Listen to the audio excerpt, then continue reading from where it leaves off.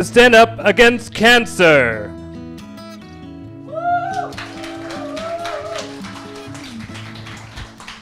Hi everyone. Thank you so much for joining us for this event.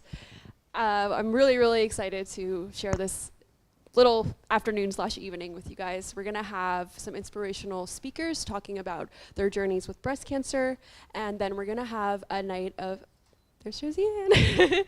And then we're gonna have some amazing local comedians perform, and just keeping you guys entertained for the rest of the night, so hope that you enjoy it. I wanted to just start off with a little intro about me and FemEvolve, because I know a lot of you guys are here to support the comedians. So my name is Christina. I am the founder and editor of FemEvolve. We are a women's health and wellness platform, and we used to run a magazine. And it's all about educating women about their health and inspiring them to live their lives to the fullest through our personal development content. And what we do really is that we take information from scientific publications and we break it down so that it's understandable even if you don't have a science background. And we also talk about taboo topics, so anything from sex and intimacy to menstruation, things that you don't see normally discussed in the media. We're very open about it. And we host events around those topics, such as the one that you're at today. So you might be wondering, why am I here? What's this whole thing like with comedy and breast cancer? I don't understand the link.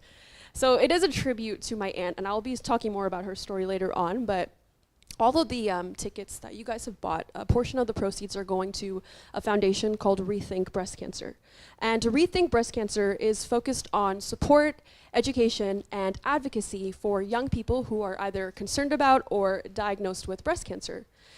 And they're actually the first Canadian foundation to cater to people under the age of 40, which is absolutely incredible because there is an increasing number of people that are affected by breast cancer who are younger and they're lacking the support and the resources. So again, why I chose breast cancer as the cause for tonight. It was Breast Cancer Awareness Month just recently in October, so I thought it was a fitting time. But I myself was working in breast cancer research for about a year, and I did my undergraduate thesis at Ryerson. I completed a program called medical physics. A lot of people have no idea what that is, and they ask me, like, that I've never heard about that. What does that even mean? And medical physics is essentially radiation therapy for breast cancer, or sorry, for cancer overall. It's radiation therapy for any type of cancer. And while I was going through this program for 5 years, I kept asking myself, where is the information about prevention?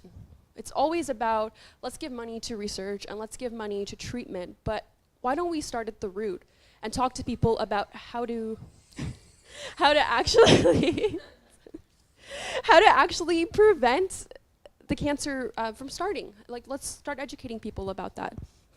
And so going through that program, I really saw that a lack of support and lack of resources, and I thought about how I could make FemEvolve into something that encompassed that.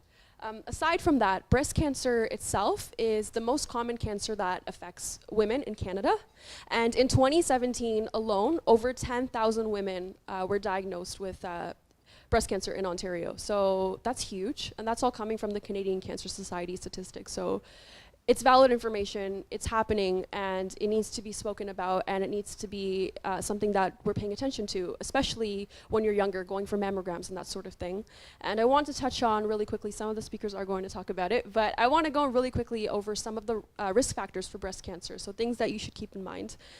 I'm not an expert, but I was a researcher for a while, so I'd like to think I know a little bit. So a couple risk factors are being over the age of 50, taking birth control pills, your geographic location, so people who live in Europe or North America tend to have higher rates of breast cancer occurring, having high radiation exposure to the chest, low physical activity, irregular alcohol consumption, and a poor diet can all contribute to breast cancer. So a lot of different factors that should be taken into account.